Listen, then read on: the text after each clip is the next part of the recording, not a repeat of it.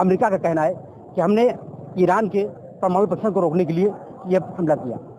देखिए, जहाँ तक मेरा ख्याल है, ये परमाणु की तो आड़ हैगी। परमाणु के नाम पे जो ये कह रहे हैं कि उनकी हत्या की गई, ऐसा कुछ नहीं है। मेन यानी कि जो साजिश हैगी अमेरिका और इजराइल की है, और उसका मेन मिशन ये था कि वहाँ का जो तेल है जो वहाँ का, उसके ऊपर उसको कब्जा करना था। वो ये चाहता नहीं है किसी के पास भी कोई ऐसी चीज़ रह जाए जिससे उसका देश का यानी कि जो खर्च है उसका चल रहा, वो चाहता है कि मैं हर उस चीज़ के ऊपर कब्जा कर लूँ जो किसी भी देश की मिल्कियत है।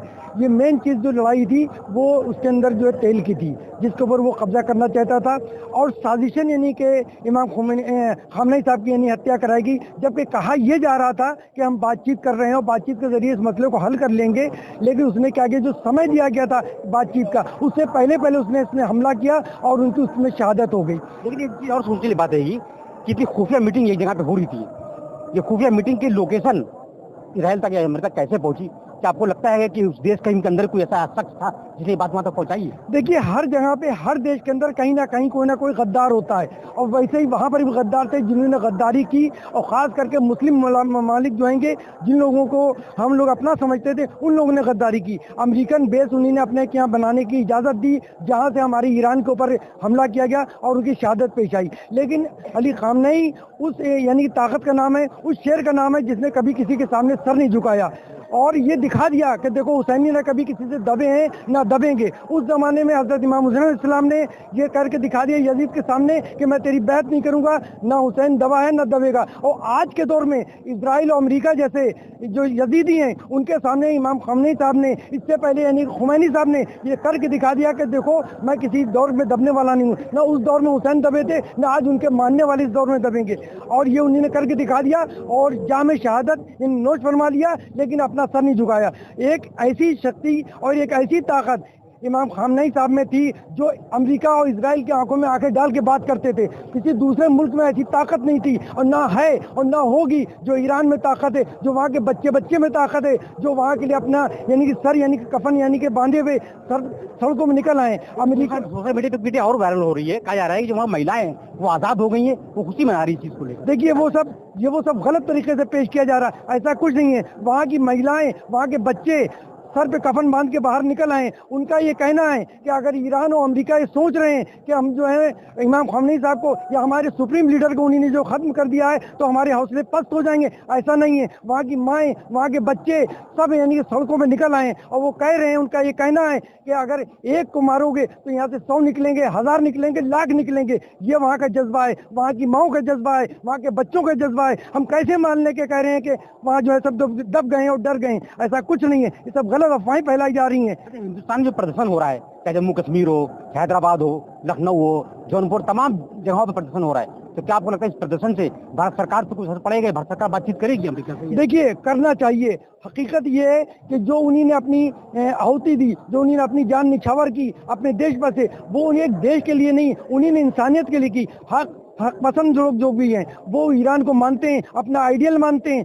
और जो इमाम खामेनी साहब थे वो एक कौम के लीडर थे, एक सुप्रीम लीडर थे, और वो हक पसंद थे। और उन्होंने मस्जिद अक्सा के लिए और उसके साथ में फिलिस्तीन के लिए तमाम यानी लड़ाई लड़ते चले आए। और उन्होंने हमेशा फिलिस्तीन के लोगों से लिए कहा, अपना पैगाम दिया कि देखो तुम अकेले नहीं हो, हम तुम्हारे साथ हैं। वो दूसरा मुल्क, जितने भी मुल्क थे मुस्लिम मुल्क, किसी ने ऐसा नहीं किया कि आगे बढ़ के फिलिस्तीन का साथ दिया हो, ऐसा कुछ नहीं किया। लेकिन सिर्फ एक ईरान था और उसके लीडर थे जिन्होंने कहा कि मेरा बच्चा फिलिस्तीन के ऊपर से कुर्बान है। ये वो लड़ाई है, फिलिस्तीन की लड़ाई है, मस्जिद अक्सा की लड़ाई है, और वहाँ के तेल की लड़ाई है, खास करके जिसको नया रुख दिया जा रहा है कि ऐसा कुछ नहीं है, मैंने उनको एक देशद्रोही को मैंने उसको जो खत्म किया, ऐसा कुछ नहीं है। वो जो तो हमेशा भारत सरकार इसमें हस्तक्षेप कर सकती है। देखिए, हम इसके बारे में कुछ नहीं कहना चाहेंगे। और जो यहाँ पे प्रदर्शन भारत सरकार के यानी कि जो देश के अंदर हो रहे हैं, भारत देश में हो रहे हैं, वो एक आइडियल की हैसियत से हो रहे हैं, एक कौमी लीडर की हैसियत से हो रहे हैं। एक इंसान पसंद यानी कि जो लीडर था उसका इंतकाल हुआ है, उसकी यानी शहादत हुई, उसके लिए अपना लोगों का जज्बा है। और यही नहीं कि शिया लोग उसके अंदर यानी शहादत कि वो यानी कि गम मना रहे हैं। उसके अंदर अहले सुन्नत भी हैं, हिंदू भी हैं, हर हक पसंद आदमी उसके अंदर अपनी यानी अपना जज्बा दिखा रहा है। जो इंसाफ पसंद है, जो हुसैनी है, यजीदियों से में से कोई मतलब नहीं है। इसके अंदर सिर्फ और सिर्फ हुसैनी लोग इसमें नजर आ रहे हैं। इसमें कोई दूसरा नहीं नजर आ रहा है कि जैसे कोई शिया हो सुन्नी, सब यहाँ पे यकजहत रहेंगे इसके अंदर। और यही जज्बा है जो हमारी बात को यानी अमेरिका और इजराइल को हिला रहा है। बहुत अच्छी बात आपने कही कि जंग जो है, ये हत्या जो हुई है, ये हत्या किस चीज को लेकर हुई? वहाँ की जो वर्चस्व की लड़ाई है, खासकर अमेरिका लड़ रहा है वर्चस्व की लड़ाई। वो चाहता है कि तेल पर हमारा कब्जा हो, ऑयल पर हमारा कब्जा हो, गैस पे हमारा कब्जा हो, ताकि जो वर्चस्व है हमारा रहे और वहाँ की चीजें जो वो डॉलर में बिके, ना कि उनके रियाल में या उनकी चीजों में बिके।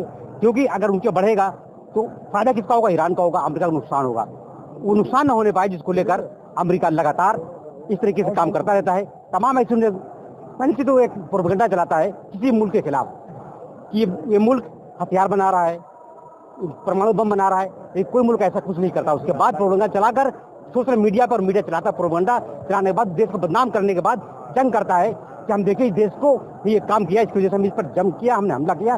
लेकिन ये चीजें नहीं होती, उसके बाद भी ऐसा किया जाता है। जिस तरीके से बदनाम किया जा रहा है सोशल मीडिया पर और मीडिया में कि जो हमला किया गया है, जो हत्या हुई, वो इस चीज को लेकर हुई कि परमाणु परीक्षण को लेकर की गई। देखिए, जो हत्या हुई है ये इनकी सोची समझी हुई साजिश थी, क्योंकि उन्होंने गाजा में मुसलमानों को जो है सपोर्ट किया और उनका साथ दिया। उन्होंने कहा हमारा बच्चा तुम्हारे लिए साथ है और रहेगा। और दूसरी जो लड़ाई है वो वर्चस्व की लड़ाई है।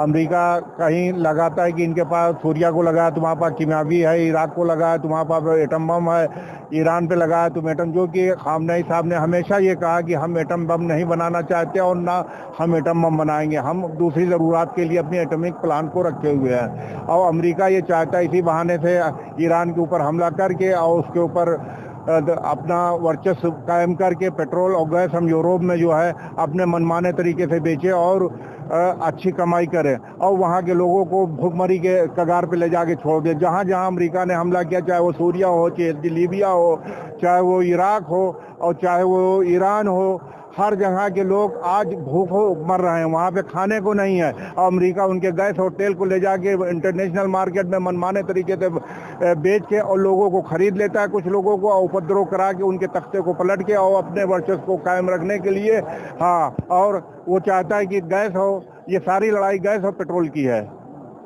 सारी लड़ाई पैसे की है, दौलत की है, वर्चस्व की है, जिसको लेकर अमेरिका लगातार काबिज है और कोशिश कर रहा है तमाम ऐसे ममालिक पर कि जो वहाँ की चीजें हैं, जिससे रेवेन्यू अच्छा आता है उस देश को, उस पर कैसे कब्जा किया जाए, कैसे अपने पास कर लिया जाए कि उन चीजों पर डॉलर से बिके, डॉलर से दूसरे मुल्क के लोग खरीदें, उसी पर काम कर रहेगा। लेकिन बड़ी अफसोसनाक बात है कि एक ऐसा लीडर जिसने मस्जिद अक्सा के लिए, मुसलमान के लिए अपनी जान की बाजी लगा दी और दिखा दिया कि हम तुमसे डरेंगे नहीं, हम मुसलमान हैं, हुसैनी हैं, हुसैन के मानने वाले हैं, तुम डरेंगे नहीं, अपना सर कटा देंगे लेकिन तुम्हारे आगे झुकेंगे नहीं। अब देखना ये होगा, अब देखें पूरा मजमा।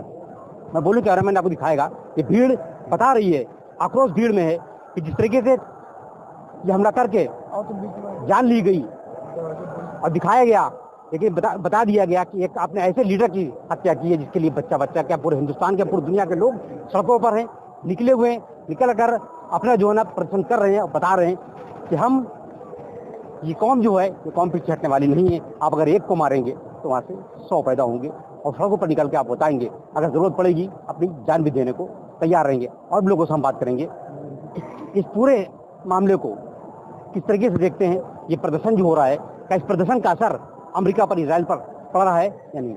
जिससे कि पूरा प्रदर्शन चल रहा है हिंदुस्तान के तमाम राज्यों में चल रहा है, खासकर लखनऊ में, हैदराबाद हो, यहाँ तक दिल्ली राजधानी में भी प्रदर्शन चल रहा है।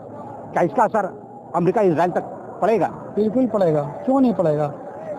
अमेरिका और इजराइल ने इतना नाजायज कदम उठाया है, उसने ये सोचा भी नहीं था कि इतना बड़ा हम जो कदम उठा रहे हैं नाजायज, उसका असर क्या होगा, उसके असरात क्या होंगे। इस टाइम पूरी दुनिया में इमाम अली खामनेई साहब के फॉलोअर्स मौजूद हैं और उनको चाहने वाले हैं। अमेरिका खुद एक बहुत बड़ा टेररिस्ट देश है जिसने सिर्फ इजराइल को इसलिए संरक्षण दे रखा है कि वो अपने मकसद को पूरा कर सके और तमाम दुनिया के मुल्कों पे अटैक करके उनको कमजोर कर सके और उनकी प्राकृतिक संपदा को अपने कब्जे में कर सके। इसलिए अमेरिका निहायत घटिया और कायराना कदम उठा के अली खामनेई साहब पर नाजायज तरीके से अटैक करके उनको शहीद किया है। उसने खामनेई साहब ने जामे शहादत तो नोश कर लिया, लेकिन जो अमेरिका चाहता था कि वहाँ का तख्ता पलट किया जा सके वो नहीं कर सका, ना ही वहाँ की सरकार गिरा सकता। और उसका नतीजा ये कि आज अमेरिका में क्या नाम है वो बैठा हुआ है जो ट्रम्प। हम आपको बताएंगे, देख जिससे कि भीड़ नारे लगाते हुए आपको दिख रही है,